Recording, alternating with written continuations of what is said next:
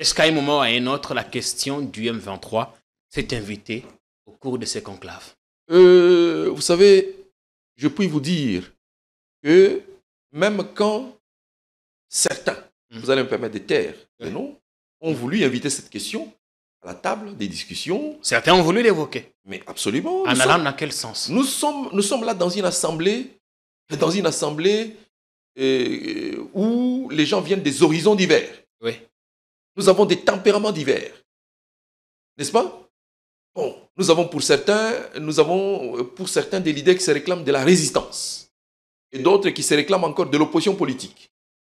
Certains ont dit non, mais est-ce que nous ne pouvons pas, face à la répression que nous subissons, à Kinshasa, nous résoudre carrément à opposer aussi les muscles? C'est-à-dire nous allier à ceux qui sont déjà dans la rébellion. Il y a eu des idées dans ce sens. Oui. Parce que vous demandez les coulisses. Oui, justement, on est dans les coulisses. Les non-dits. Puisque nous politiquons. Mais tout de suite, parce que c'était un débat contradictoire, d'autres ont dit non, nous sommes des partis de l'opposition démocratique, nous sommes régis par une loi portant organisation et fonctionnement des partis politiques qui nous interdit toute association aux activités militaires et paramilitaires. Non pas que nous condamnions ce que les autres font parce qu'ils savent pourquoi ils le font, mais nous restons dans les limites de ce que la loi nous autorise de faire. Alors, si on comprend bien, et la grande majorité, Chamala, si on comprend bien, parce qu'il y a eu une motion à Nairobi appelant à un soutien officiel de votre regroupement à l'AFC M23. Oui, mais l'ajustement a été très vite fait, parce que le président Kabila, ce n'est pas quelqu'un qui laisse passer des choses comme ça. Les débats étaient forts, et la majorité est celle qui a soutenu que nous devrions garder notre combat sur les lignes où nous l'avons mené jusqu'ici. Puisque vous voulez les coulisses, c'est du président Franck Diongo et du président Wemba. J'ai entendu, de leur bouche d'ailleurs, dire au président honoraire, président, vous savez que nous sommes de ceux qui vous ont combattu à côté de l'UDPS. Franck Diongo et Jean-Claude Wemba. Oui. Vous avez parlé des coulisses. Oui, on est dans les coulisses. Je vous les livre gratuitement. Merci pour les scoops. Voilà. Nous avons été de ceux qui vous ont combattu farouchement aux côtés de l'UDPS et d'autres partis de l'opposition. Nous vous avons combattu farouchement au point de vous faire manquer du sommeil. Vous nous l'aviez dit un jour à Kisantu. Quand nous nous sommes retrouvés, je ne sais pas moi dans quelle rencontre. Vous l'aviez dit.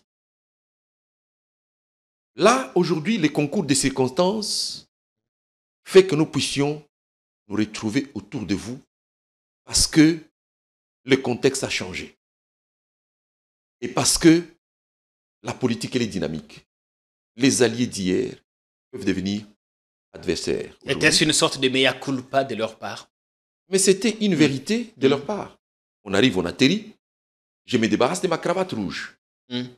Pour ne pas être accroché dans la cravate qui peut servir de corde pour vous pendre. Je vous l'ai dit sans gêne. Je suis dans l'avion, à bord de l'avion, je suis en business, j'ôte ma cravate, je la dépose dans mon sac à côté de moi. Vous en délestez, on ne sait jamais. Je dis, c'est d'ailleurs un signe qui risque de me faire identifier de loin. Vous voyez, ça c'est ce qu'on appelle les éléments remarquables. Oui. Je m'en débarrasse. Et puis vient mon tour de descendre l'avion, je descends de l'avion, au lieu d'aller prendre place à bord du dispositif VIP, les petites voitures qui sont là pour nous et tout. Je suis allé dans les bus, foula, où tout le monde prend place. Tous les gens de l'éco sont venus, malgré l'insistance du protocole pour me conduire là-bas. J'ai dit non, moi je reste ici, je dois parler avec les Congolais. J'ai beaucoup d'amis ici. On nous a conduit jusqu'à la DGM, on descend, je suis à mon box, je fais les formalités, je suis capturé et tout. Et au bout, mon passeport est visé et envoyé chez les chefs des postes. Je rejoins les chefs des postes, je réponds à quelques questions pendant 10 minutes. Quand on vous appelle, on vous dit, vous devez vous rendre à tel bureau, vous êtes dit, ouais, ça y est. Mais au moins, je suis déjà à Kinshasa. Bienvenue à Place, bienvenue chez vous. Un cadre moderne et paisible pensé pour votre bien-être. Des appartements spacieux baignés de lumière conçus pour un confort absolu. Un salon convivial, une cuisine moderne et 3 chambres élégantes pour un quotidien serein. 2 salles de bain raffinées pensées pour votre confort et votre bien-être. Sécurité 24 heures sur 24, parking privé, buanderie, internet offert et électricité garantie jour et nuit grâce à notre générateur de secours de 180 kVA. À Joa Place, fini le coupure, place au confort. Chaque détail est pensé pour faire de votre appartement un véritable havre de paix. Joa Place au numéro 7, avenue Kassai, quartier GB Ngaliema, à 3 minutes du boulevard du 30 juin, près de Mino Congo. Contactez-nous au plus 243 816 033 128. N'attendez plus, faites de Joa Place votre nouveau chez vous. Dans le cadre de la préservation des acquis comme voulu par les présidents de la République, 2024 pour l'inspection générale de finances sera une année de renforcement de la lutte contre la corruption et les antivaleurs dans la gestion publique. Pour ce faire, ce service de contrôle supérieur a lancé 222 points de contrôle dans l'ensemble du territoire national. Cette énième vague de la patrouille financière s'annonce énorme. Les entités à surveiller sont la DGI, la DGRAD, la DGDA, avec les provinces de Kinshasa, de la Tchopo, du Nord Kivu, du Congo central, du Haut-Katanga et du Lualaba. Aussi dans le lot du contrôle, 12 ministères sont concernés, 44 établissements et entreprises publiques, 7 provinces et 12 entités territoriales décentralisées et enfin la chaîne de la dépense publique. Les contrôles a priori, dit la patrouille financière, restent le mode par excellence du contrôle des finances publiques en RDC.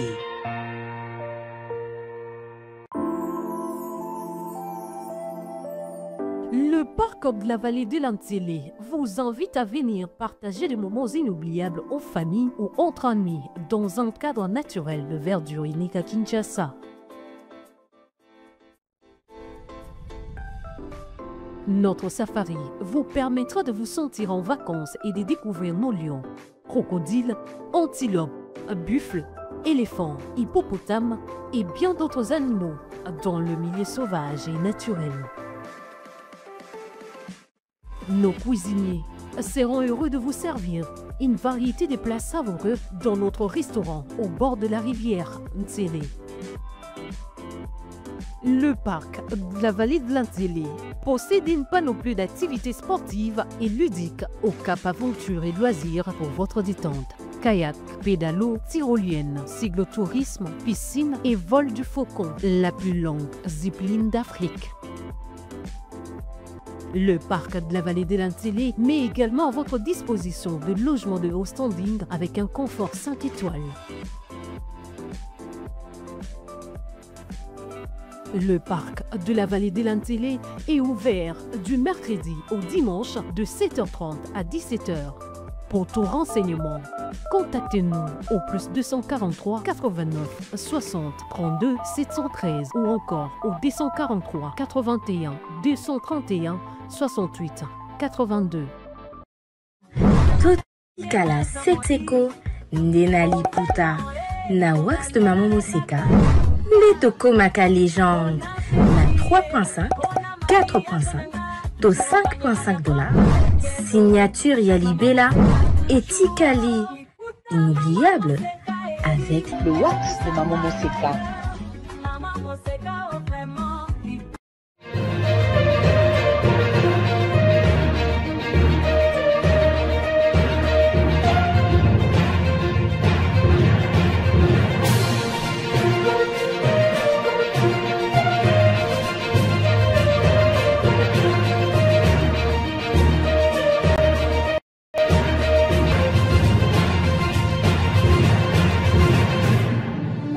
Bienvenue dans Ligne Rouge sur Politicon, votre tribune qui vous offre en effet les indispensables.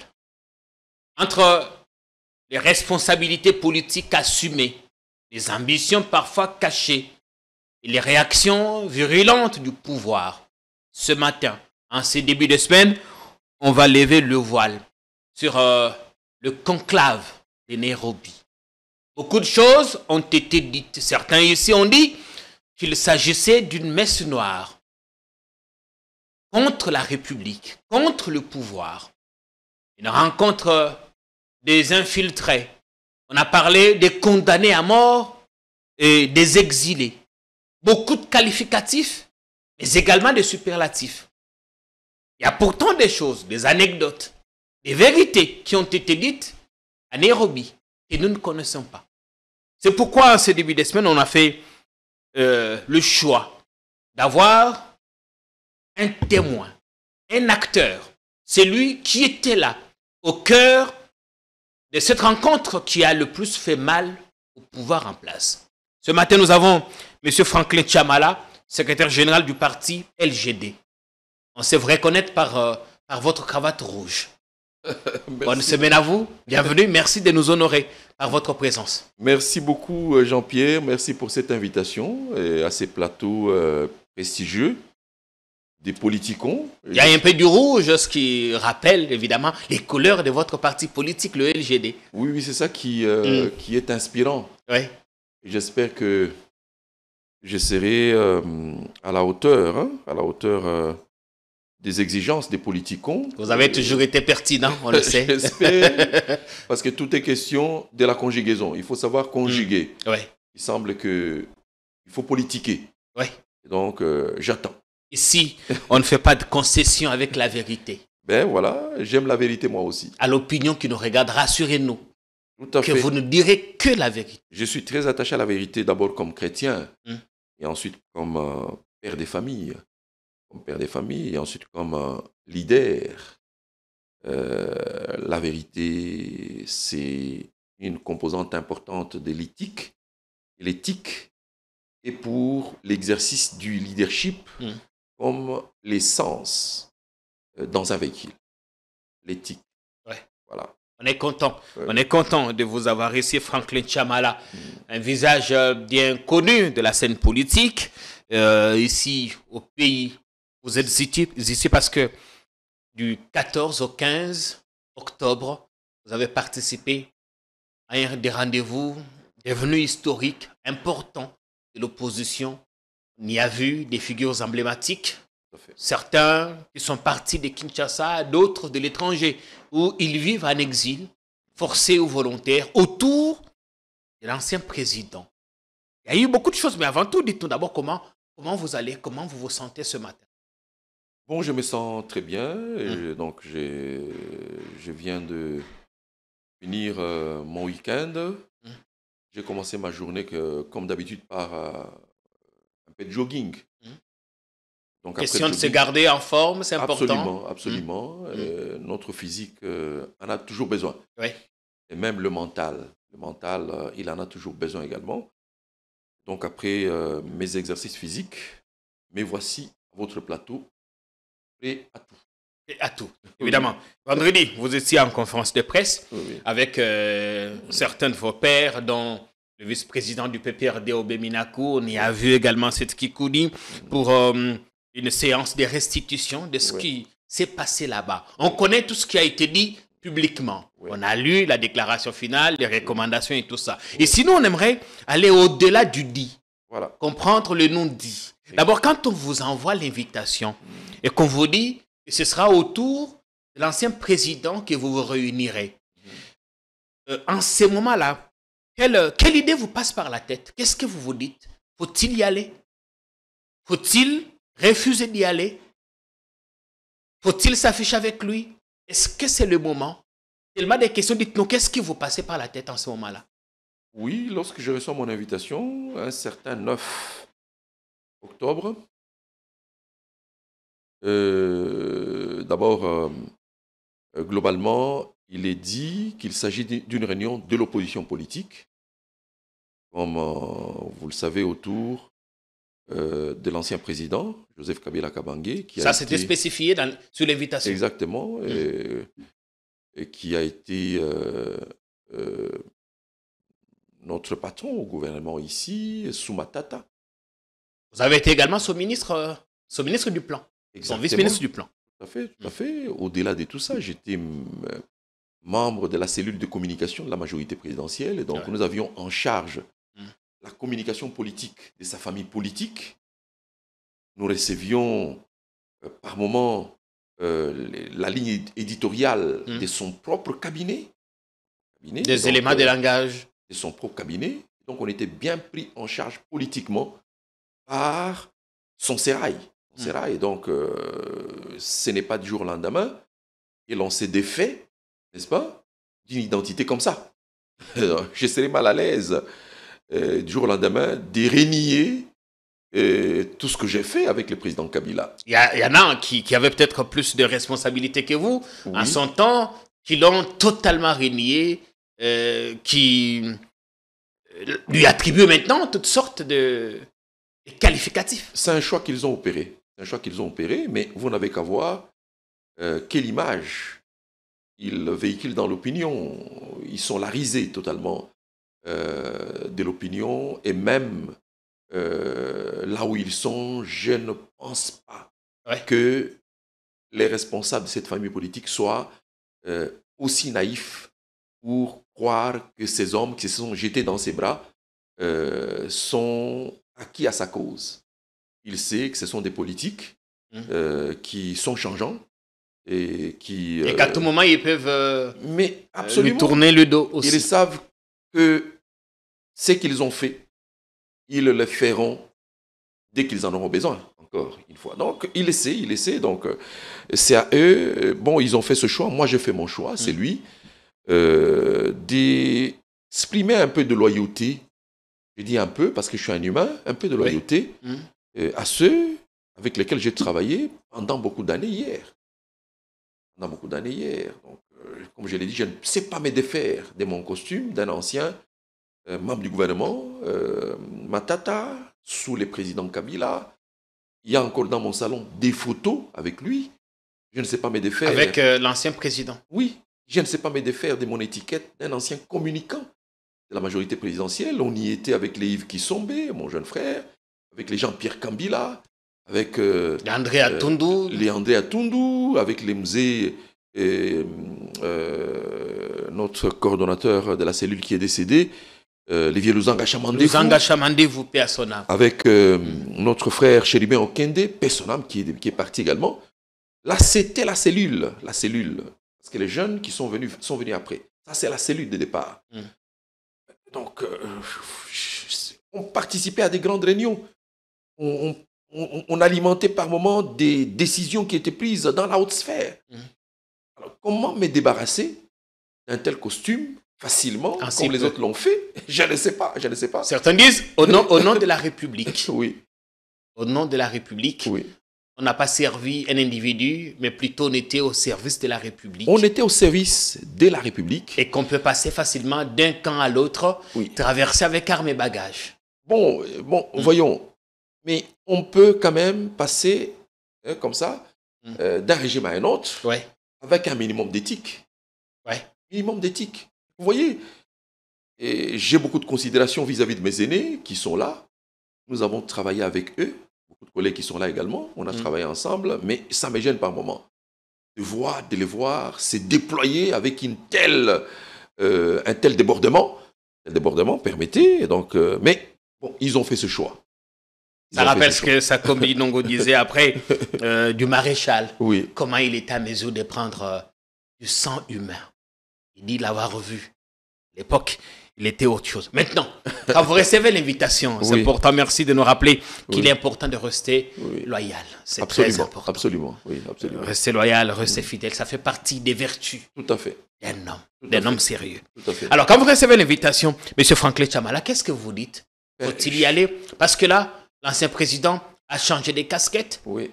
Il n'est plus président, mais ancien président. Oui. Condamné à mort ici au pays, dans une affaire tout aussi grave. Oui. Vous dites, j'y vais ou pas? Est-il arrivé au moment où vous avez hésité un seul instant? J'ai réuni les bureaux politiques du parti pour leur en faire part. Dieu seul sait combien étaient d'accord pour que je fasse les déplacements. Mais après, je me suis résolu quand même à partir. J'ai fait payer mon billet. À vos frais? Mais absolument. Vous pouvez vérifier. J'ai fait payer mon billet. C'est mon parti qui m'a pris en charge. Il n'y avait plus de place dans l'économique.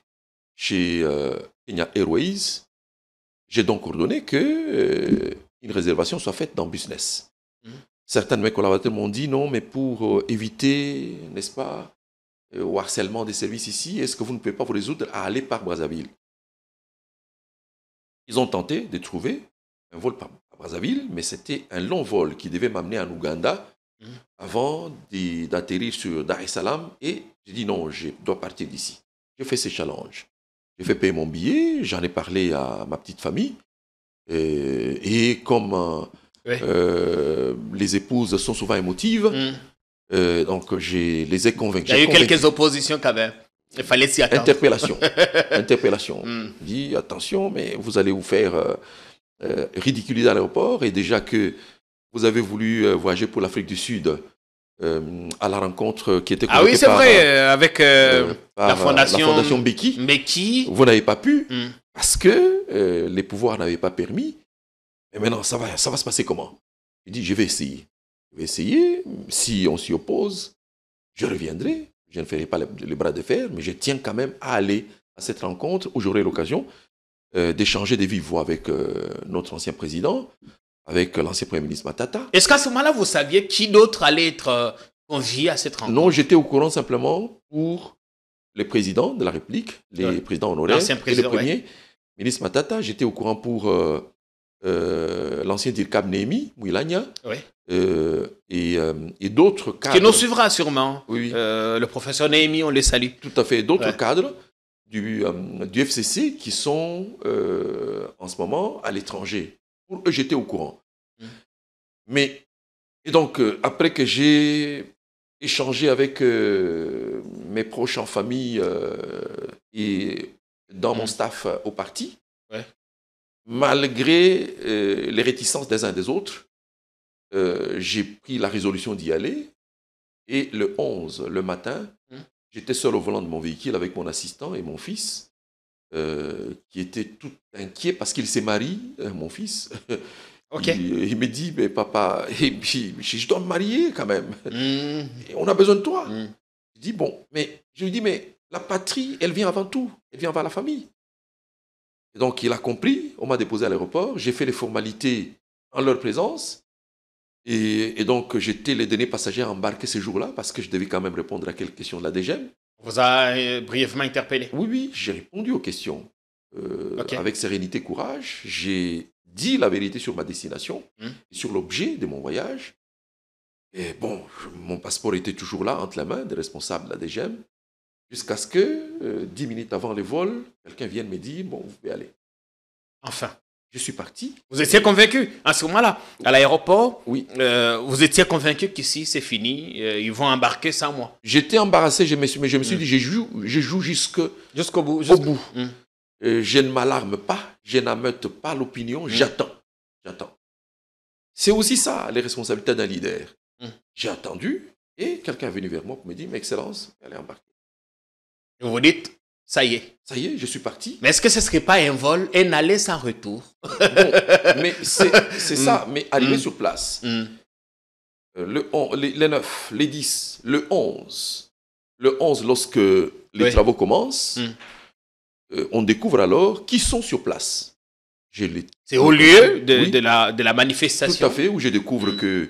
on a dit que c'était un hôtel UP et tout ça. Non, c'était une villa. Une villa, avec des tentes autour, suivant les designs de Kingakati, ici, des tentes autour, une tente servant des restos, une autre servant des salles de réunion, et une villa où les présidents recevaient les chefs de délégation pour les apartés. J'ai découvert sur place qu'il y avait mes aînés comme les ministres Raymond Chibanda, Touga Molongo, les amis comme... les maîtres Nyaruga Moïse, avec qui j'ai des relations personnelles. Nous sommes tous les deux issus de la même province, les Kivu. Vous comprenez, nous parlons Swahili couramment, et donc nous nous tensons, nous discutons de tout, on s'est embrassés. Et bon, j'ai eu l'occasion de découvrir sur place mes aînés comme Théophile Bemba, les professeurs. Et c'est là que je rencontre le président Seth Kikouni, et que je découvre qu'il est là. Au départ de Kinshasa, vous ne saviez pas. Je vois la presse, je vois des têtes couronnées de la presse, Perrault et les autres que je n'ai plus revus depuis longtemps, on s'embrasse et tout. C'était chaleureux, il y avait l'émotion à l'air. Au-delà de ce que les gens peuvent dire, vous voyez, on a quand même des affinités entre nous. Oui. On a pris du temps à échanger sur... on a vu des choses accolades. Oui. Mais c'est filmé. Oui. À ce moment-là, vous ne vous inquiétez pas que ces vidéos feront le tour. Mais je n'étais même pas au courant que c'était filmé. Qu'elles parviendront à Kinshasa. Je n'étais pas au courant. J'aurais été au courant que je me serais peut-être opposé à ce que ces vidéos soient lancées. Mais vous savez, vous les journalistes, vous ne nous consultez pas quand vous faites les éléments comme ça. Et donc, quelques minutes après, les travaux ont commencé. Et, le président est dans la salle, le président Kabila est dans la salle, tout le monde est assis. Est-ce que les médias ont assisté au déroulement de travaux à l'ouverture. Et puis, ils ont été priés de sortir pour nous laisser tenir notre plénière. Ils sont revenus à la fin pour couvrir la fin et faire quelques interviews. C'est ça. À cette première étape, oui. Est-ce qu'il y a eu des visages qui vous ont embarrassé? Pas du tout, parce que je découvre... Au regard de certaines opinions, certaines opinions, la prise des opinions, j'ai envie de dire, certaines opinions de quelques personnes. Ce que je suis très épris des libertés, moi, très épris des libertés. Je peux vous dire sincèrement qu'il n'y a aucun visage dans la salle qui m'a embarrassé.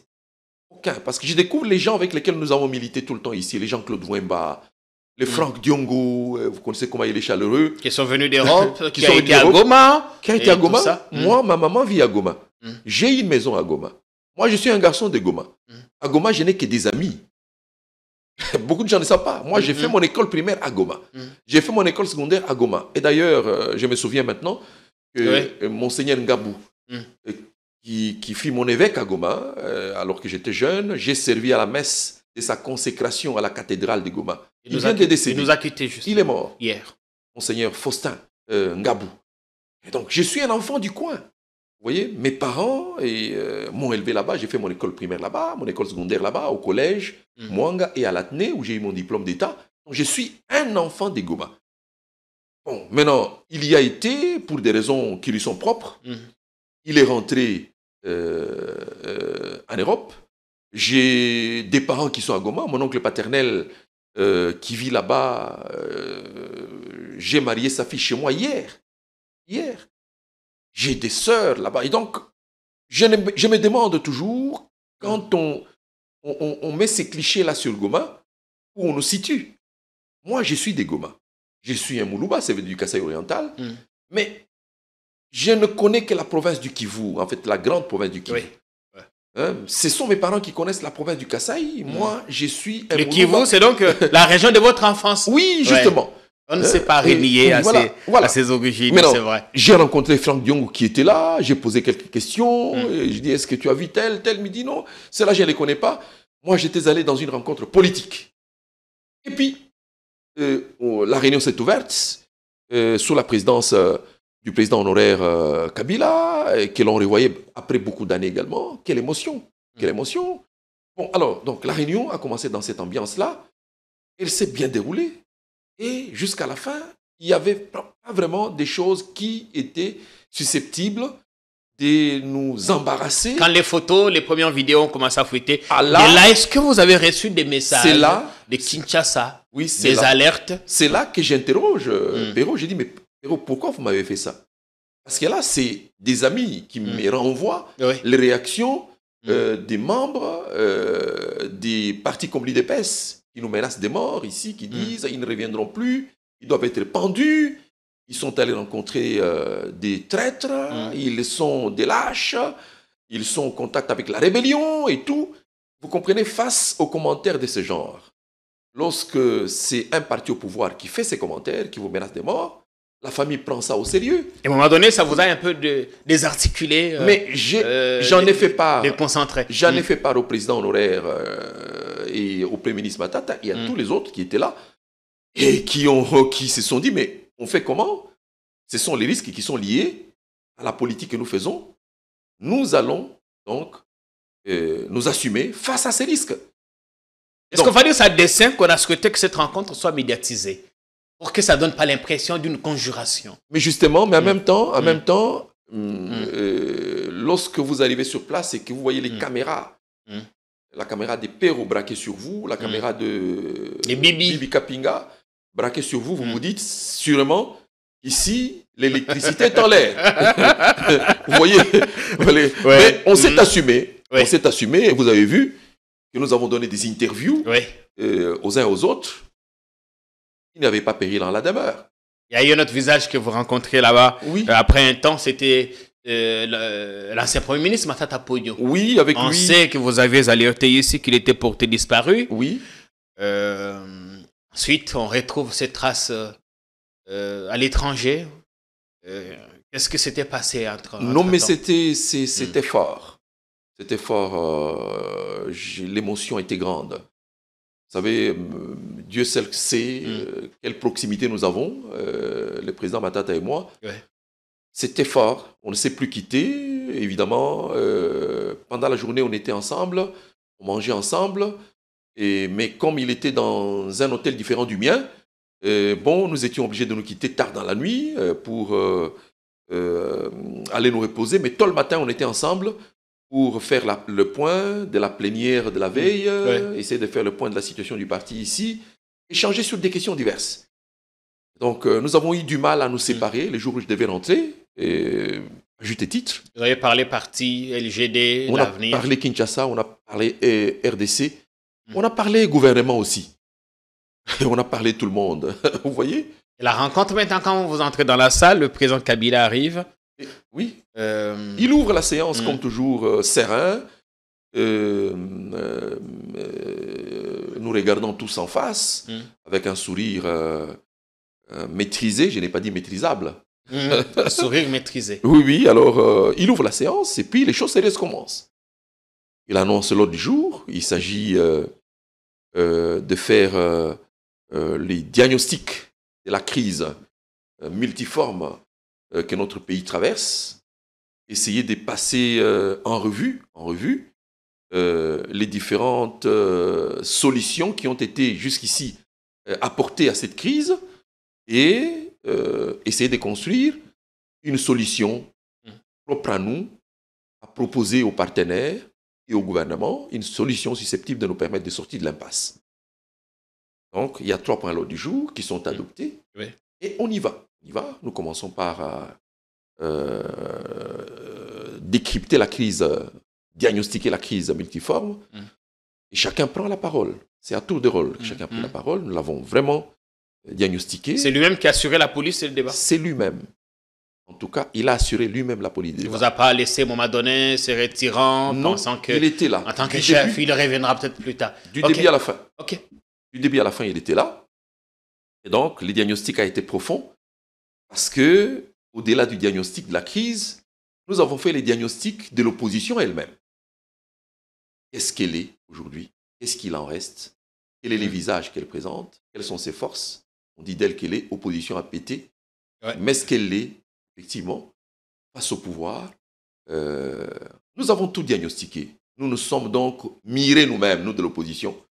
Nous avons regardé notre visage pour essayer de nous dépoussiérer et de nous poudrer un peu pour présenter un autre visage à la sortie de ces conclaves-là. Votre diagnostic a révélé sans doute que l'opposition est quasi absente sur le terrain. Non, elle est présente. Elle est présente, mais comme vous le voyez, l'opposition, elle est présente avec ses moyens d'action, des moyens qui sont légaux. Mais elle est présente face à un pouvoir qui, fort de l'impérium, use aussi bien des moyens légaux face à l'opposition que des moyens illégaux. Il n'y a aucun texte qui autorise au pouvoir de recourir à la répression qu'elle nous réserve comme réponse à toutes les questions que nous lui posons. Même quand nous formulons des préconisations susceptibles de permettre au pouvoir de faire avancer l'agenda sur les chapitres économiques ou sociaux, politiques, la réponse qu'on nous réserve systématiquement, c'est la répression. Une répression violente. Par moments, c'est l'injure, carrément. Rien n'autorise légalement les pouvoirs à nous adresser des réponses comme ça, et c'est d'autant plus que nous sommes des partenaires. Vous voyez? Mais face à la violence, face à tous ces moyens illégaux, les recours parfois aux milices à notre égard, le bureau de mon parti a été plusieurs fois attaqué par les forces du progrès.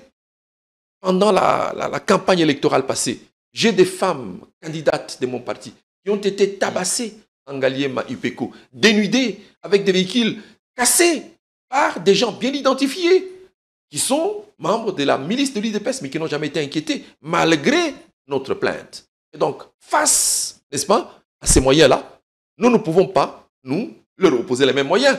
Vous voyez? Parce que nous tomberons dans les pièges. Nous sommes obligés de n'avoir en main que ces stylos-là, le micro ici que vous nous tendez et du papier.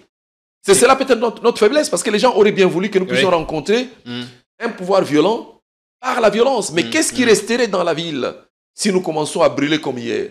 Si nous commençons à incendier comme hier? Si nous commençons... Non, il ne resterait rien. Nous avons choisi de mener une opposition républicaine. Alors face à un pouvoir qui n'entend pas, qui ne vous écoute pas, qui ne vous laisse pas vous exprimer ou exercer librement votre rôle d'opposant, qu'est-ce que Nairobi a décidé?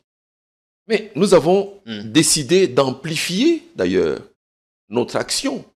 Vous allez voir bientôt, les partis politiques se redéployer avec une intensité que vous n'aviez pas vue auparavant. On va redéployer avec tous les leaders qui sont à l'étranger. En tout cas, avec les leaders qui sont restés à l'intérieur, ceux qui sont à l'étranger, vont continuer à travailler sur d'autres leviers, les leviers diplomatiques et politiques, pour permettre aux uns et aux autres d'aller vers les dialogues que nous attendons. Restons dans les coulisses. Là, on est déjà dans autre chose. Oui. On reste dans les coulisses. C'est ce qui a été dit. Oui, voilà. Ce qui a été dit et que nous ignorons. Non. Donc, l'ordre du jour, la première étape, c'était le diagnostic de la situation. Voilà, nous avons passé au crible tous les aspects de la crise, mais également au crible toute l'opposition, nos faiblesses et tout, nos forces. Et pourquoi est-ce que certains n'ont pas répondu? Ça a été l'objet des discussions. Qu'est-ce que nous devons faire pour que prochainement la table soit mieux garnie? Tout ça a été dit. Et donc, les invitations leur avaient été adressées. Oui. Il y en a qui ont été invités, mais il y en a qui ne l'étaient pas. Vous comprenez? Ceux qui ont été invités, il y en a qui ont trouvé des motifs pour ne pas venir. Parlons par exemple de Moïse, parce que c'est lui qu'on espérait bien voir, notamment voir là-bas. J'ai appris qu'il avait d'autres activités déjà programmées. Mais également, il s'est posé chez lui un problème de passeport. Comme chez beaucoup de ses collaborateurs, il n'était pas encore en possession de tous ses moyens pour se déplacer. Donc, au point qu'il n'a même pas pu se faire représenter. Et ça reste que par un membre de son parti. C'est tout ça. À partir de qui? Formellement, c'est le secrétaire général à Kinshasa qui devait venir, mais le secrétaire général est aussi à l'étranger, en train de piloter la relance de son parti dans les fédérations extérieures. Quand on dit qu'il se poserait un problème de compréhension ou d'ambition entre lui et l'ancien président, est-ce que vous en aviez parlé? Semble-t-il, son absence est justifiée par le fait qu'il voit l'ancien président prendre maintenant le devant, alors que lors de leurs échanges précédents, il avait été décidé que ce soit Moïse. Enfin, c'est ce que certains cadres d'ensemble disent ici. Bon, je pense que ces inquiétudes pour les uns et les autres sont légitimes. Les politiques doivent exprimer leurs ambitions. Ils doivent même s'affronter autour de leurs ambitions. Mais vient le moment où la rationalité nous oblige à pouvoir nous déprogrammer pour nous programmer afin d'être beaucoup plus contributifs au changement que nous attendons. Donc, exprimer ses ambitions et y tenir, c'est légitime pour Moïse Katumbi, je pense. Mais il y a autre chose au-delà de ça. C'est que, ça n'engage que moi, c'est que vous allez observer que la grande faiblesse de l'opposition congolaise, c'est que nous avons une opposition des chapelles, une opposition paroissiale, où beaucoup de leaders voudraient avoir chacun sa chapelle. Vous voyez, non, c'est tel leader, ça, c'est sa maison. Un petit regroupement, une plateforme. Avoir des gens derrière. Oui, là, il a un groupe de partis qui tournent autour. C'est ça notre faiblesse. Nous ne faisons pas un effort pour fédérer. Parce que nous nous plaignons du fait qu'il y a en face de nous un challenger qui a sorti des griffes suffisamment. Et qu'il faille nous fédérer pour aller à sa rencontre. Nous ne faisons pas cet effort. Bien au contraire, nous nous émiettons davantage. Et l'effort qui a été fait pour aller là, à Nairobi, c'était celui de nous appeler tous à cet effort de fédération. Fédérons nos moyens, fédérons nos forces, rencontrons le président Tshisekedi dans les griffes qu'il a sortis pour essayer, n'est-ce pas, de l'affaiblir et, n'est-ce pas, d'aller à la conquête du siège qu'il occupe, parce que la politique, c'est les hautes droits que j'y m'y mette. Oui. Mais nous ne pouvons pas y aller en nous disperser. Notre faiblesse, c'est cette affaire-là, les chapelles. Chacun voudrait avoir un nombre pour compter quand il y a une assemblée élective de l'opposition. Oui. C'est ça. Il y a chapelle telle, je ne cite pas chapelle telle, et chacun, ici, les gens tiennent aux chapelles. Et c'est grave, c'est ça qui nous affaiblit. Malheureusement, c'est ça la vérité. Alors, vous êtes dit qu'il faut essayer d'étendre davantage la main à ceux-là, Moïse, qu'on n'a pas vu, tout comme Delis et Sanga, qui est ici au pays et qui continue à mobiliser. Tout à fait, il faut continuer cet effort. C'est dans l'intérêt de tout le monde que nous puissions nous fédérer pour aller ensemble vers ces changements que tout le monde attend. C'est dans l'intérêt de tous. Et j'espère que nous prendrons de la hauteur tous pour y aller. Et je sens que la prochaine réunion, si elle doit se tenir ici ou ailleurs, elle aura quand même une représentativité de forces politiques beaucoup plus importante qu'elle n'a été Nairobi. Parce que justement, Nairobi est accusée désormais d'être la capitale du mal, comme ce qu'a dit le ministre porte-parole du gouvernement. Nairobi reçoit des anti-Tshisekedi, est devenue la capitale des complots contre la République. Bon, c'est excessif quand même. C'est excessif pour un homme que je connais comme Mouyaya, c'est quand même excessif. Nous avons toujours un ambassadeur en place à Nairobi. Et l'ambassadeur kenyan est toujours ici à Kinshasa. Ça aurait été le cas que déjà les frictions auraient commencé, ne fût-ce que sur le plan diplomatique. Oui. Je m'aperçois que c'est un discours qui est servi juste pour... un discours politique servi pour les besoins de la cause. En réalité, le ministre Mouyaya, que j'apprécie beaucoup, dans son fort intérieur, je suis convaincu, il sait qu'il n'en est rien du tout. Parce que, comme je l'ai dit, mais les pouvoirs du président Tshisekedi, Félix, il tire sa source là-bas avec cash aux côtés de son partenaire Vital Kamerhe. Oui, c'est là, Nairobi. C'est là. Est-ce qu'à l'époque, cela avait été perçu comme étant menaçant pour le régime Kabila? Et l'on traite de tous les mots? Non. Ils s'y sont réunis après Genève, dont ils ont... Et c'est justifié, ils disent qu'en ce moment-là, il n'y avait pas M23, qu'il n'y avait pas de condamnés à mort, les uns pour détournement des fonds publics, les autres pour trahison. Oui, mais qui a vu l'M23 à Nairobi? Qui les a vus? Qui a vu l'AFC à Nairobi? Parlons un peu des condamnés à mort. Parlons un peu de ceux qui ont été condamnés, soi-disant pour le détournement de fonds. Vous savez qu'ils ont été condamnés en violation systématique de la Constitution et des lois de notre pays. Et la Constitution, elle dit clairement que tout ce qui est décidé en violation de la Constitution est nul et de nul effet. Nous sommes attachés à la loi. Ce qui est déclaré nul et de nul effet par la Constitution n'existe pas pour nous. Vous voyez? Et dans sa première résolution, le conclave a déclaré nul et de nul effet la condamnation infligée à l'ancien président Joseph Kabila Kabange. Les moyens sont mis en œuvre pour attaquer cette condamnation devant d'autres instances. Il en sera de même des autres condamnations dont ont été l'objet les autres leaders comme Matata et d'autres. On ne va pas attaquer ça devant les instances nationales. Non, mais parce que les portes sont fermées ici. Même quand on voudra les faire ici, les portes sont fermées. Donc, nous sommes obligés d'y aller par les ouvertures que nous avons à l'extérieur. Et les mécanismes utiles sont déjà mis en marche. Donc, pour nous, il n'y a pas de condamnation. Ce qui a été fait en violation de la Constitution, systématique d'ailleurs de la Constitution, parce que pour les cas du président Kabila... C'était la première recommandation ou la première résolution? C'était la première résolution qui a été prise.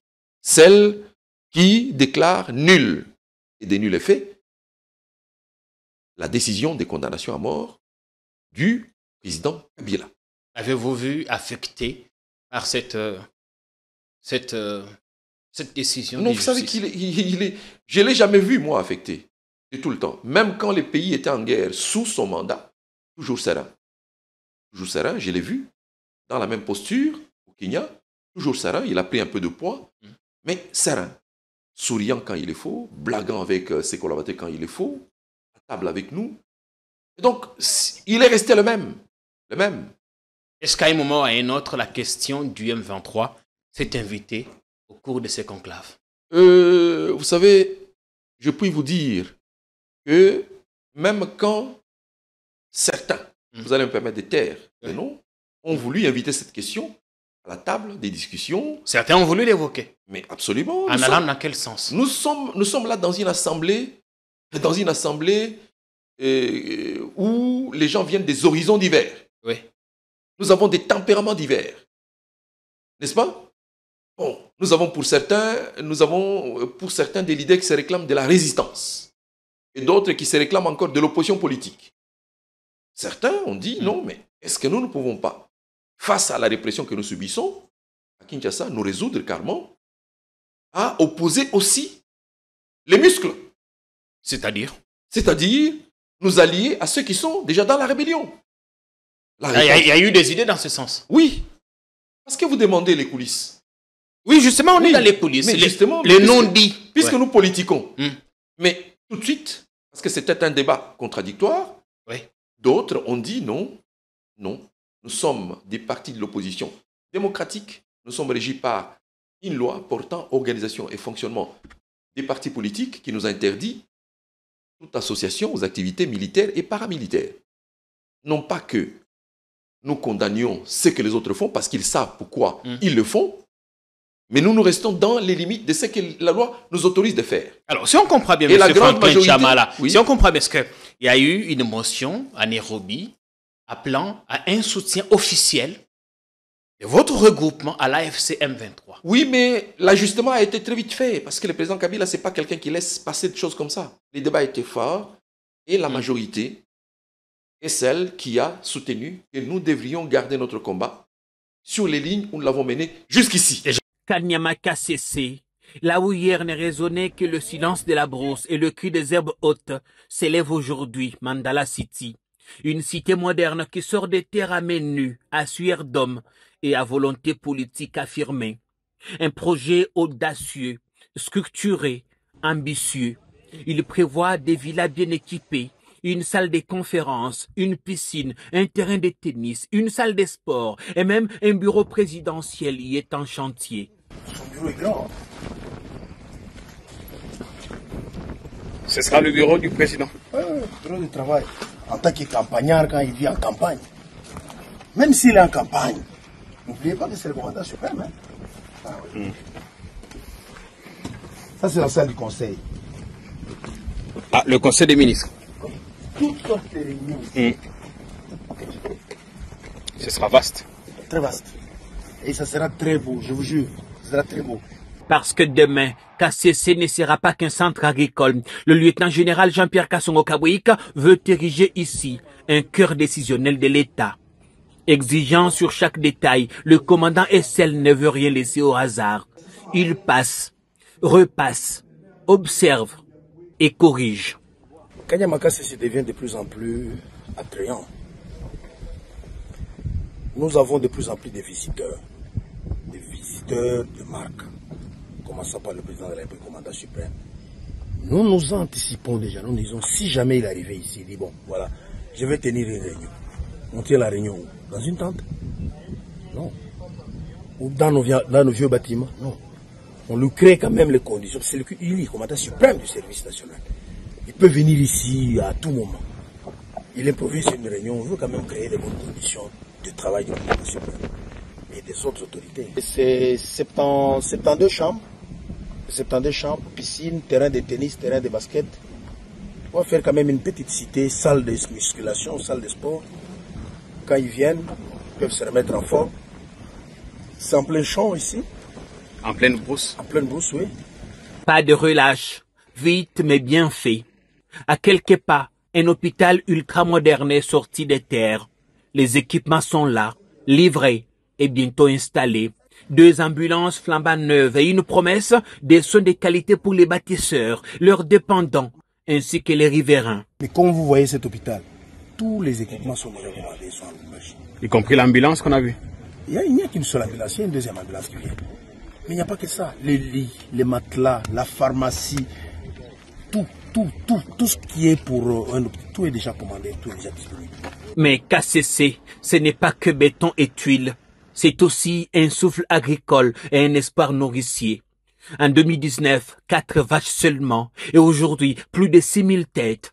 Un cheptel né du néant, porté par une vision, celle du président Félix Tshisekedi, refonder la nation à partir du travail, de la terre et de la discipline républicaine. Moi, lorsque j'arrive au service national avec 4 bêtes, c'est 2023 qu'on a commencé avec le premier, avec 100 bêtes. 100 bêtes ou 110 bêtes. 110. Maintenant, là, on est à 6000 et quelques, parce qu'il y a des acquisitions aussi. C'est pas que ce soit reproduit, il y a des acquisitions. On est à plus de 6000. Et l'année prochaine, à la même période, on sera au-delà de 10 000. Avec sa piste d'atterrissage opérationnel, son aérogare moderne, ses infrastructures solides, Kanyama KCC a cessé d'être un simple champ retranché au beau milieu des riens. Parce qu'ici, chaque brique posée redéfinit l'avenir, chaque vache élevée restaure notre souveraineté, et chaque rêve construit sur cette terre efface un abandon. J'aimerais comprendre ce qu'a été la réponse du président Kabila lui-même. Mais lui-même, c'est un démocrate. C'est un démocrate. C'est un démocrate, il vous dit, mais nous sommes, il lui dit, nous sommes responsables des partis politiques. Je pose la question en connaissance des causes parce qu'il est accusé ici d'être le maître à penser du M23. Oui, encore une fois, ce qui me déçoit, c'est que ceux qui ont porté cette accusation contre lui n'en ont pas fourni les preuves matérielles. Moi, je reviens de là, je l'ai entendu parler. C'est sous sa direction où nos débats se sont déroulés.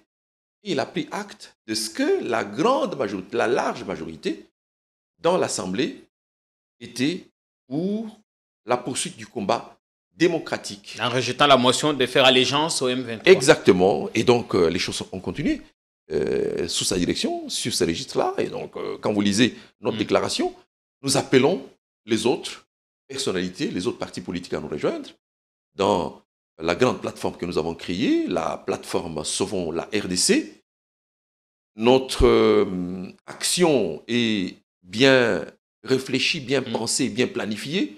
Et la stratégie que nous avons présentée, c'est une stratégie intelligente, une stratégie rigoureuse. Mais quand on dit que vous n'avez pas condamné le Rwanda, ni les atrocités commises sur le territoire, vous n'avez pas non plus condamné l'action du M23. Avez-vous à répondre à ça? Bon, ceux qui disent que nous n'avons pas condamné n'ont peut-être pas bien lu notre déclaration, parce que dans la déclaration, nous allons au-delà de ça. Nous demandons dans la déclaration aux partenaires de nous aider à faire partir toutes les armées étrangères qui sont chez nous. Ça va au-delà du Rwanda. Ceux qui disent, vous ne condamnez pas le Rwanda, ne notent pas que nous sommes allés au-delà du Rwanda. Nous demandons le départ de toutes les armées étrangères. Y compris celles qui sont venues nous aider à combattre, à en finir avec l'insécurité. Mais absolument. Parce qu'il y a du cafouillage aussi de ces côtés-là. Nous devons rester les Congolais entre nous pour nous regarder en face et aller à l'examen des causes profondes qui nous ont amenés là. Nous devons examiner les causes profondes entre nous. Qu'est-ce qui nous amène dans ces trous profonds où nous voulons tous nous vautrer? Parce que c'est une question de vie ou de mort pour tout le monde. Et voilà pourquoi, dans la déclaration, nous en appelons au soutien à l'initiative du dialogue qui nous paraît la plus lisible. Vous avez pratiqué le président Kabila, vous connaissez quand est-ce qu'il est d'accord, quand est-ce qu'il est content ou mécontent. Sur cette motion, sur l'allégeance au M23, quand vous l'avez vu répondre, était-il convaincu de ce qu'il disait? Vous ne pouvez pas lire les convictions intérieures. Mais lui, vous voyez, quand il adhère à une thèse, il est manifeste. C'est lui qui rappelle que nous sommes une opposition démocratique. Que votre combat doit s'inscrire dans le cadre de l'opposition démocratique. Oui, comment aurait-il voulu aller dans ce sens, lui qui a des collaborateurs qui sont encore au pays en ce moment et qui militent dans le cadre de leur parti et qui sont des partis politiques de l'opposition démocratique. Comment auraient-ils pu offrir au pouvoir les armes pour nous abattre? Je suis parti de Kinshasa. J'espère qu'il attendait que je rentre également à Kinshasa. On va parler de votre retour, de comment vous êtes revenu. Voilà. Quelle magie aviez-vous faite? Voilà. Alors, il y a eu 2 jours d'intenses travaux. Oui, d'intenses travaux. Sanctionnés par une déclaration finale. Qui a été préparée nuitamment dans une commission qui s'est réunie jusqu'à 2 h du matin à l'hôtel Panorama. Non, pas à l'hôtel Panorama, j'ai oublié l'hôtel. Jusqu'à 2 h du matin. Et je faisais partie de cette commission qui a rédigé le texte de la déclaration finale. Est-ce qu'à un moment donné, vous aviez pensé que le pouvoir avait soit ses envoyés parmi vous, ou que ses services étaient à vos trousses dans la capitale kenyane, comme on a vu d'autres personnes être arrêtées. Je crois que c'est notamment là, au Kenya, à Nairobi. Oui, vous allez me permettre de citer quelques noms. Allez-y, s'il vous plaît. Des personnes qui étaient dans la commission. Allez-y, s'il vous plaît. Les ministres Félix Numbi. Félix Kabange Numbi Mukamba. Il était là, dans la commission. Il revenait de l'île Maurice. Il était là dans la commission. Madame Filia Chipassa. Ouais. Elle était là dans la commission. Il y avait beaucoup d'autres. Nous étions une bonne dizaine. La commission qui a travaillé sur la déclaration finale. Il y avait également les représentants des forces vives, venus du Nord Kivu, venus de partout. Matumo, bienvenue, était dans la commission. Et jusqu'à 2 h du matin, nous avons travaillé sans désemparer. Évidemment, nous ne pouvions pas nous départir de l'idée que le pouvoir, qui a besoin des renseignements, qui a besoin de l'information sur les travaux que nous faisons, nous ne pouvions pas nous départir de l'idée que le pouvoir devait quand même, comme pouvoir, déployer ses moyens pour aller à la quête de l'information. Nous avons été au pouvoir. Nous savons comment le pouvoir manœuvre. Comment ça se passe, Voilà. Donc on ne peut pas se départir de cette idée-là. Et le faire pour le pouvoir, c'est une chose normale. Il y a eu, dans cette réunion, on a parlé des visages, des noms bien connus, parce qu'on est dans les coulisses. Oui. Aujourd'hui, monsieur le ministre, vous nous excuserez. Franck Diongo, par exemple, c'est peut-être une question qui va vous gêner. Lui, tout comme Bienvenue Matumo, je ne cite que ces 2 noms parce que les 2 ont été particulièrement virulents. Oui. Bienvenue Matumo, au moment où la lucha était encore très très forte. Oui. On l'a vu sur tous les fronts contre Kabila. Oui. Franck Diongo, encore aujourd'hui, on recycle ces déclarations, ces vidéos anciennes qui sont diffusées. J'aimerais savoir quelle attitude ils ont eu en face de l'ancien président. Quand il entre, il se met debout. Est-ce qu'à un moment donné, ils ont pris parole pour dire « Oui, à un moment donné, on en a fait des trop, on est désolé » ou on s'est dit « Ouais, ce qui est passé, l'eau a coulé sous les ponts. Le plus important, c'est qu'on avance. Le plus important, c'est que c'est l'avenir. » Je pense que c'est des acteurs qui assument encore leur destin. Je les ai vus mus du courage. Oui. On a participé à tous les travaux avec eux. Et puisque vous voulez les coulisses, c'est du président Franck Diongo et du président Wemba. J'ai entendu, de leur bouche d'ailleurs, dire au président honoraire, président, vous savez que nous sommes de ceux qui vous ont combattu à côté de l'UDPS. Franck Diongo et Jean-Claude Wemba. Oui. Vous avez parlé des coulisses. Oui, on est dans les coulisses. Je vous les livre gratuitement. Merci pour les scoops. Voilà. Nous avons été de ceux qui vous ont combattu farouchement aux côtés de l'UDPS et d'autres partis de l'opposition. Nous vous avons combattu farouchement au point de vous faire manquer du sommeil. Vous nous l'aviez dit un jour à Kisantu. Quand nous nous sommes retrouvés, je ne sais pas dans quelle rencontre. Vous l'aviez dit. Là, aujourd'hui, les concours de circonstances fait que nous puissions nous retrouver autour de vous parce que le contexte a changé. Et parce que la politique, elle est dynamique. Les alliés d'hier peuvent devenir adversaires. Était-ce une sorte de mea culpa de leur part? Mais c'était une vérité de leur part. Nous avons combattu hier, mais voilà, aujourd'hui, on est obligé de conjuguer ensemble. Oui. Nous avons l'avantage de connaître les amis qui sont au pouvoir, parce que nous avons été à leur côté. Croyez-nous, nous avons besoin de remobiliser nos troupes en prévision des élections 2028. Nous connaissons bien ces amis-là. Vous parlez des coulisses. Oui. Je vous les livre gratuitement. Merci. Parce que ce ne sont pas les secrets d'État. Justement, c'est des choses qui sortent rarement. Voilà.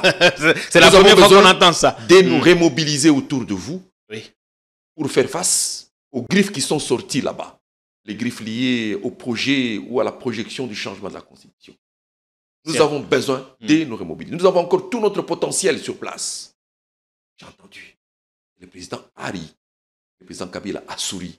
Il dit, je vous connais, je sais combien vous m'avez empêché de fonctionner. Mais ils sont véridiques. Ouais. Ils sont véridiques. Alors, ceci dit, nous sommes dans le dynamisme des choses.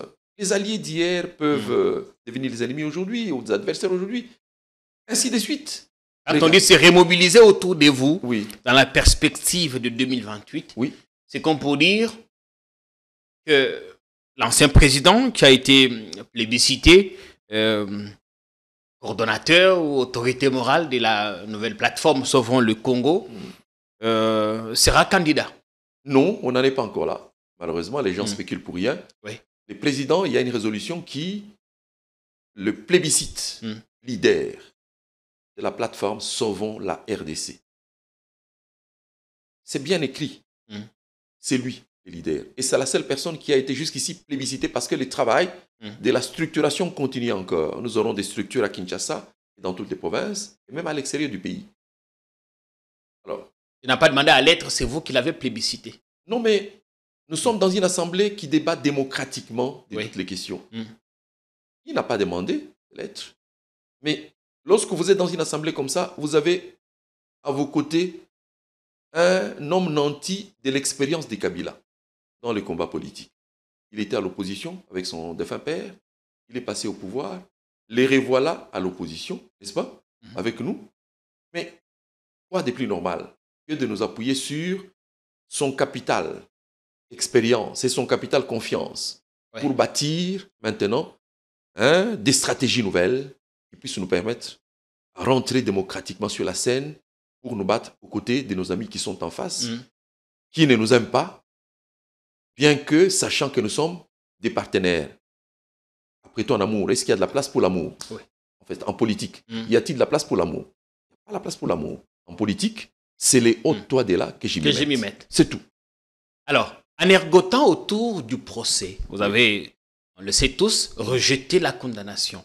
Est-ce qu'à un moment donné, vous avez parlé des éléments qui ont entouré ce procès, notamment le doute sur la nationalité de l'ancien président? En êtes-vous arrivé là? J'aimerais savoir quelle était la réaction de la salle, sa réaction à lui-même. Toutes ces questions ont été abordées dans les débats que nous avons connus. Mais l'homme, comme toujours, il est froid. Il est froid, il vous écoute. Il donne une opinion, il oriente les débats. Et donc, ce n'était pas un homme affecté par quoi que ce soit. Je suis père de mes enfants, non? Même quand vous m'aurez dit que je ne suis pas leur père, je ne suis pas mari de mon épouse. Tant que je sais que je suis mari de mon épouse et père de mes enfants, tout ce que les gens peuvent raconter ne m'intéresse pas. Je crois que c'était ça l'attitude du président Kabila. Enfin, il est congolais, il sait qu'il est congolais, avec le sang congolais, issu du sein de M. Laurent Désiré Kabila et de sa mère, Mama Sifa. Même quand beaucoup de dissertations vont être faites sur la thématique, lui, ce qui l'intéresse, c'est les liens de filiation qu'il a. Tant qu'il en est convaincu, il n'a pas, n'est-ce pas, à jaser. Il n'a même pas à aller débattre de ça. Il débattrait de ça, pourquoi? Parce qu'il est dedans. Vous voyez, donc, il n'est pas dans ces débats-là. Il nous laisse à nous les soins de fantasmer. Et les gens fantasment trop dans notre pays. La suite des travaux maintenant. Quel autre élément mériterait d'être porté? Quelle autre coulisse voulez-vous bien nous révéler? Non, l'autre coulisse, c'est que quand on a fini les travaux, on a fini, on a adopté les résolutions, on a adopté la déclaration finale. Nous devons faire les photos souvenirs. J'ai fini de faire ma photo souvenir. Et le président me dit, au fait, monsieur le ministre, vous retournez à Kinshasa? J'ai dit, oui, je retourne à Kinshasa. C'est quand? J'ai dit, c'est demain, jeudi. À quelle heure? J'ai dit, c'est demain, j'ai dit à 9h. Il sourit, il me dit, vous n'avez pas peur? J'ai dit, mais... Ah, il vous dit ça? Oui, j'ai dit, président, mais pourquoi aurais-je peur? C'est chez moi. Ouais. C'est chez moi. Je dois rentrer pour aller continuer mon combat aux côtés des membres du parti qui m'attendent, aux côtés de ma famille. Il me dit, mais avec tous les bruits qu'on dit là, on va vous arrêter et tout. J'ai dit, mais si c'est cela ma destinée, je vais aller subir. Mais j'entends retourner parce que j'ai des obligations. Ouais. Je dois aller notamment pour m'incliner sur la dépouille mortelle d'un frère aîné, le ministre Kitebi. Qui nous a quittés, paix à son âme. Et qui a été enterré le jeudi, le jour où je revenais ici. Raïla est parti de l'autre côté. Sa dépouille mortelle est arrivée le jour où je prenais mon avion. Il est mort le jour de la clôture de nos travaux. C'est une symbolique, comme pour dire, je m'en vais. Mais je vous laisse, vous, les opposants réunis continuer ici, la lutte. Continuer la lutte et participer à la résurrection de l'Afrique et pourquoi pas de votre pays. Raïla qui a lutté toute sa vie sans jamais arriver à conquérir la présidence. Il meurt le jour où nous clôturons les travaux, c'est une symbolique. Et le lendemain, quand je dois prendre mon avion retour, c'est sa dépouille qui arrive à Nairobi, mais en même temps, je rentre avec empressement pour venir assister aux funérailles de mon frère aîné Kitebi Patrice. Parlons de votre échange avec l'ancien président et le président, de famille. Il me dit, c'est vrai, vous devez rentrer. Allez, retourner au pays, il n'y aura rien. Qui d'autre comme lui peut vous donner cette assurance-là? Dans le contexte où nous nous trouvons à Nairobi, il n'y a que lui qui a été président de la République pendant 18 ans. Il vous a dit ça, retourner et il n'y aura rien. Oui, qui peut vous dire, retourner, il n'y aura rien. Effectivement, vous êtes arrivé, vous n'avez pas été inquiété. Ça m'a rassuré davantage. Il n'empêche qu'après lui, il y avait quand même des Thomas ou des gens qui continuaient à me dire, si tu reviens, c'est fini. Parce qu'on était convaincus que vous ne reviendrez plus. Et parmi ces gens se trouvaient même mes collaborateurs, mes proches collaborateurs qui me disaient, Mokonzi, Tikala Kunana, on attend pendant 2 mois. Parce que Sokozongi, c'est fini. Le parti sera décapité. Et du président et de son capitaine. Et à un moment donné, vous aviez cédé à ça. Non, à un moment donné, les doutes venaient. Mais comme je n'avais pas de choix... Une fois atterri à Kinshasa, on va me cravater. Mais on dirait que vous êtes dans mon secret. Je prends mon avion quand même après que le vol qui était prévu à 9h soit différé à midi. Ensuite, de midi à 14h. Et de 14h à 15h. Donc, il y a eu 3 reports de ce vol-là. J'ai tenu avec les autres Congolais qui étaient à l'aéroport, Jomo Kenyatta. On a quand même pris le vol à 15h30, un vol qui était programmé à 9h. Et à bord de l'avion, c'est tous les Congolais qui me disaient, mais vous rentrez quand même. Parce que les vidéos avaient fait le tour. On va vous arrêter. Là, on va même vous pendre. J'ai dit, mais je rentre. Je préfère être pendu dans mon pays. Mais je le disais avec un pincement au cœur. Et vous aviez un cœur qui battait la chamade, justement. Mais j'ai dit, comme humain. Mais de temps en temps, je me rappelais quand même que je suis un leader. Les leaders, ils ne tremblent pas. Voilà. Ils ne frémissent même pas. Après, on reste humain. Son sang-froid. Mais comme humain, vous avez quand même des questionnements en vous. Que deviennent mes enfants et mes petits-enfants après moi? Vous voyez, ça, c'est des choses qui m'est taraudé l'esprit. On arrive, on atterrit. Je me débarrasse de ma cravate rouge. Pour ne pas être accroché dans la cravate qui peut servir de corde pour vous pendre. Je vous l'ai dit sans gêne. Je suis dans l'avion, à bord de l'avion, je suis en business, j'ôte ma cravate, je la dépose dans mon sac à côté de moi. Vous en délestez, on ne sait jamais. Je dis, c'est d'ailleurs un signe qui risque de me faire identifier de loin. Vous voyez, ça c'est ce qu'on appelle les éléments remarquables. Je m'en débarrasse. Et puis vient mon tour de descendre l'avion, je descends de l'avion. Au lieu d'aller prendre place à bord du dispositif VIP, les petites voitures qui sont là pour nous et tout, je suis allé dans les bus, foula où tout le monde prend place. Tous les gens de l'éco sont venus, malgré l'insistance du protocole pour me conduire là-bas. J'ai dit non, moi je reste ici, je dois parler avec les Congolais. J'ai beaucoup d'amis ici. On nous a conduit jusqu'à la DGM, on descend, je suis à mon box, je fais les formalités, je suis capturé et tout. Et au bout, mon passeport est visé et envoyé chez le chef des postes. Je rejoins le chef des postes, je réponds à quelques questions pendant 10 minutes. Quand on vous appelle, on vous dit, vous devez vous rendre à tel bureau, vous êtes dit, ouais, ça y est. Mais au moins, je suis déjà à Kinshasa. Mais au moins, j'ai déjà annoncé aussi à mon chauffeur et à mon fils que j'ai atterri. En cas de problème. Au moins, les Congolais qui sont là ont fait des photos avec moi. Ils m'ont vu, il y en a qui continuent à me faire les photos et même des vidéos. Là, je n'ai plus peur. J'entre, quelques questions simplement. D'où venez-vous? Vous me dites ce que vous avez fait dans la réunion. J'ai dit non, les rapports ne vous est pas destinés ici. Les rapports sont destinés au ministre de l'Intérieur. C'est lui légalement à qui les partis politiques font rapport. Bon. Maintenant, si vous demandez que je vous fasse rapport, vous devez m'assurer que vous avez l'habilitation du ministre de l'Intérieur. Et puis, un autre élément, c'est que je ne suis pas signataire de toutes les résolutions qui sont ici. Je n'étais pas chef de délégation, donc ma signature n'est pas là. Ceux qui ont signé, ce sont les chefs de délégation. Et en ce qui me concerne, les chefs de délégation, c'était Matata Pognou. Vous allez me reprocher quoi? Si ceci constitue une infraction, où est-ce que j'ai signé? Vous voyez, j'avais là beaucoup des armes.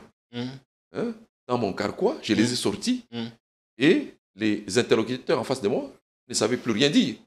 Et la déclaration finale et les résolutions ne sont signées que par les chefs des délégations. Or, Franklin Chamala n'était pas chef de délégation. Vous pourriez dire tout de même que vous y avez participé quand même. Mais ça, je ne nie pas. J'ai participé. Ouais. Mais ce qui engage, c'est ça. Ce qui nous engage tous. Et là, tout le monde m'a regardé. Parce que non, mais je suis sorti 10 minutes après. Je suis parti chez moi. Mais malgré que je sois arrivé chez moi, il y en a qui en partant, vous vous disiez qu'il pourrait toujours avoir... Les collaborateurs, il y en a qui m'ont dit, ne passez pas la nuit à la maison. Allez passer à tel endroit. Allez passer à tel endroit. J'ai dit, mes chers amis, je ne suis pas quand même rentré chez moi pour me priver de la chaleur de ma famille. J'ai passé la nuit chez moi et le lendemain, j'ai donné une interview à un organe de presse que vous connaissez. Un autre confrère, lui, France. J'étais à mon bureau quand j'ai donné mon interview, mais mon bureau était désert parce qu'aucun de mes collaborateurs était là à midi. Tous. Ils ont pensé qu'il y aurait des représailles. Comme les apôtres de Jésus.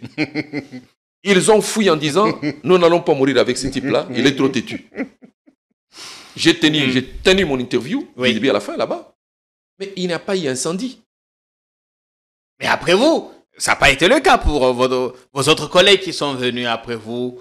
Mais comme je l'ai dit... Le président Seth Kikouni ou le professeur Théophile Bemba. Mais comme je l'ai dit au point de presse, à la conférence de presse de samedi, moi je ne m'appelle pas Seth Kikouni. Je ne m'appelle pas Théophile Bemba, le professeur. Je m'appelle Franklin Chamala. À chacun sa mission, à chacun son destin. N'est-ce pas? Alors, voilà. Et puis, dans l'opinion, nous ne valons pas la même chose. Le professeur Théophile Bemba a été quand même ministre de l'Intérieur. Il a été DIRCAB du président Kabila. Il est président d'un parti politique. Il a été gouverneur de cette ville. Il est donc natif d'ici. Quand il veut mobiliser dans cette ville, il fait ça.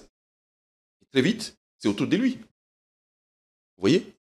Je ne m'appelle pas Théophile Bemba. Vous voyez? Donc, je ne m'appelle pas Seth Kikouni non plus. Je suis Franklin Chamala. J'ai ma marque.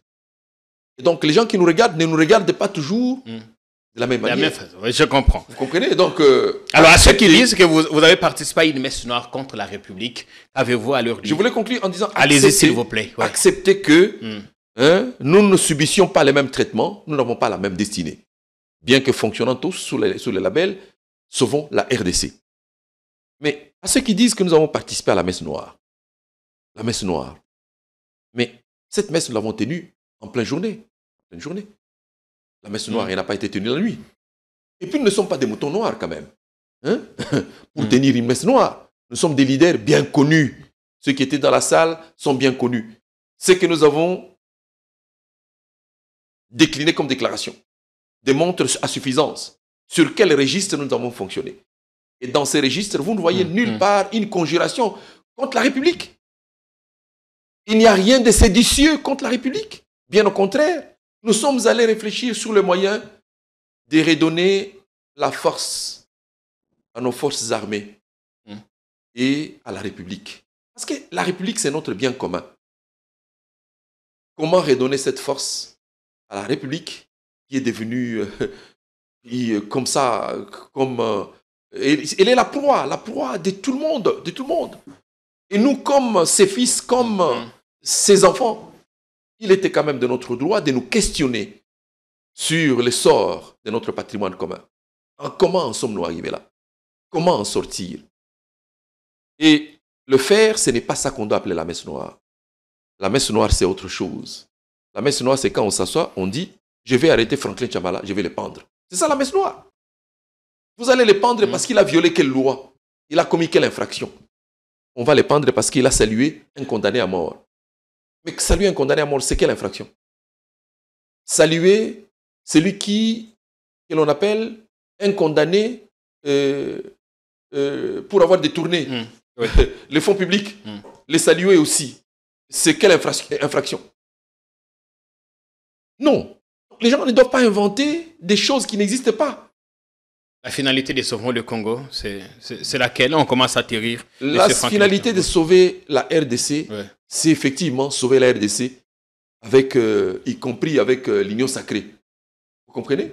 Parce que quand l'Union sacrée se réunit, eux, c'est des gens qui se réunissent pour s'imaginer dans un monde où ils existeraient seuls. Dans un monde où tout le monde doit passer, doit mourir, doit être grillé, avec notamment cette affaire de cambisme qui s'est installée à la Banque centrale du Congo et que l'on applaudit et qui n'a jamais été vu nulle part au monde. Un gouverneur muet en cambiste, applaudi par sa famille politique. Alors il y a la monnaie nationale qui a commencé à se déprécier encore après une légère appréciation. Alors qu'il est en train de tuer les Congolais. Il achète les francs congolais au taux de 30 un matin. Donc il prend les francs congolais à 300 100 $. Il déverse sur le marché de change. Les marchés d'échange. Il déverse 50 millions. La surabondance du dollar entraîne la dépréciation du dollar, mais une dépréciation factice. Il attend pour venir racheter les 100 $. Il a vendu à 300. À 300. Il achète ça à 220. Et il vient rapidement chez le président de la République. Il dit, président, j'ai fait le bénéfice. J'avais vendu les 100 $ à 300. J'ai acheté maintenant les 100 $ à 200. J'ai donc le bénéfice des 100. Le président lui dit, ah bon? Les gouverneurs commencent à vendre et à acheter la monnaie sur les marchés d'échange comme tous les cambistes. Il dit oui. En tout cas, président, le franc congolais s'est déprécié. J'ai appris en économie que les prix des biens et des services économiques, parce que la monnaie c'est aussi un bien, ne se décrètent pas. C'est la résultante des rapports de force entre l'offre et la demande. Il vient dire au chef, voilà, on a fait les bénéfices. C'est ça pour combien de temps ces bénéfices? Il dit non, nous allons continuer à vendre comme ça, vous verrez, ça va tenir. Mais vous allez continuer à vendre du dollar que vous n'avez pas. Vous l'avez en quantité limitée. Et vous puisez où? Il puise dans les dispositifs du réserve d'échange. Quel crime! Et on s'en vante. On s'en vante alors que sur les marchés, rien ne change. Les prix des biens et des services économiques restent les mêmes. Le carburant devient rarissime. Les carburants. Les dollars, vous l'avez en abondance, mais les carburants, nous ne l'avons pas. Dites-moi, ces gouverneurs-là, qui devient cambiste, sa place est-elle à la tête de la Banque centrale ou ailleurs? Sa place n'est pas à la tête de la Banque centrale. Il faut donc sauver le Congo avec... Il faut donc, sur ce registre, sauver la RDC. Parce que nous avons l'impression que les suicides dans lesquels on nous engage, dans tous les aspects de la vie politique de notre pays, les suicides dans lesquels on nous engage avec notre peuple, c'est un suicide qui n'épargnera personne. Comment allez-vous faire maintenant pour nous sauver, nous tous? Alors, je disais que nous, sauvons la RDC, nous proposons de sauver tout le monde, y compris ceux qui nous menacent. Parce que nous ne pouvons pas exister seuls. Nous voulons exister avec le professeur Mbata. Nous voulons exister avec Julien Paloukou. Nous voulons exister avec le professeur Bahati Rukwebo. Même avec Vital Kamerhe. Nous voulons exister et les avoir en face de nous, n'est-ce pas, pour débattre des questions de notre pays démocratiquement. Débattre de manière sereine, de manière civilisée. Débattre, n'est-ce pas, dans les respects mutuels, sans armes à la main, sans armes à la main. Nous voulons sauver également le M23 et l'AFC. Parce que souvent la RDC voudrait maintenant dire à tous ces enfants que le moment est venu de déconstruire tout ce qui a participé à la prospérité de la violence et à la destruction de notre pays. Nous voulons déconstruire ces discours-là, cette posture-là, pour commencer ensemble à édifier, n'est-ce pas, des outils nouveaux, des matériaux nouveaux qui puissent participer à la construction de ce pays, au développement de ce pays, au progrès de ce pays. Un progrès qui Comment allez-vous faire pour nous sauver et les sauveuses aussi? Mais pourquoi nous en appelons au dialogue? D'abord, au dialogue. Mais avant d'y arriver, pourquoi est-ce que nous voulons nous déployer politiquement vers les partenaires politiques de ces pays, les partenaires multilatéraux, bilatéraux de ces pays? Pourquoi voulons-nous nous déployer diplomatiquement? Nous voulons nous déployer pour leur faire entendre, n'est-ce pas, et leur déposer notre cahier des charges et leur dire, ce pays a perdu assez de temps. Doha, c'était bien, mais Doha a montré ses limites. Washington, c'était bien, mais Washington, ce n'était que du business. Vous voyez, du business. Maintenant est venu le moment de parler du Congo dans son intégralité, avec tous ses problèmes, avec tous ses enfants autour d'une table. Allons-y, ne perdons plus le temps. Parce que le temps n'est pas avec nous. C'est tout. Et là, nous avons un cahier des charges bien mûri, bien réfléchi, avec une planification bien étoffée, autour d'une stratégie, je disais, intelligente, cartésienne, rigoureuse. Voilà donc ce que je peux en dire. Ne me demandez pas de dévoiler ici toute la cuisine. Pas du tout. Mais évidemment, cuisine. Avez-vous parlé du retour de l'ancien président? Mais comment ne pouvions-nous pas, un seul instant, rêver de son retour? Mais comme vous le savez, son retour est donc vu dans le cadre de tous ces processus. Au bout du processus, il doit être amorcé, c'est lui, de pouvoir nous asseoir et parler. Les processus politiques que nous mettons en place, les processus diplomatiques que nous mettons en place, tous ces leviers sont destinés à favoriser effectivement les retours, non seulement de l'ancien président, mais les retours de tous les exilés. Il y en a beaucoup quand même dans le monde maintenant. Et c'est honteux, c'est gênant. C'est gênant. Sur les bancs d'opposition, tous les opposants sont en exil. Tous les opposants. Moïse Katumbi, Kabila, tous. Mais ça c'est gênant. C'est gênant. Et donc, nous ne pouvons pas bâtir un Congo où une maison d'exclusion où les enfants ne peuvent plus rentrer, n'est-ce pas, au salon, quoi. Tous les enfants sont chez les voisins. C'est pas normal. Pour cette émission, on avait besoin d'avoir les coulisses. On vous invitera dans la prochaine. On espère que vous aurez encore le temps, cette fois-là, pour commenter l'actualité du moment. Monsieur Franklin Tchamala, merci beaucoup de nous avoir honorés par votre présence ici chez nous. Merci Jean-Pierre. On a la parole pour une conclusion. Hein? On ne peut pas se quitter comme ça. Merci Jean-Pierre. Un message aux militants LGD, à tous ceux qui vous ont suivi ici sur notre antenne. Je puis vous rassurer, Jean-Pierre, que je reviendrai aussi souvent que vous le voudrez. Merci.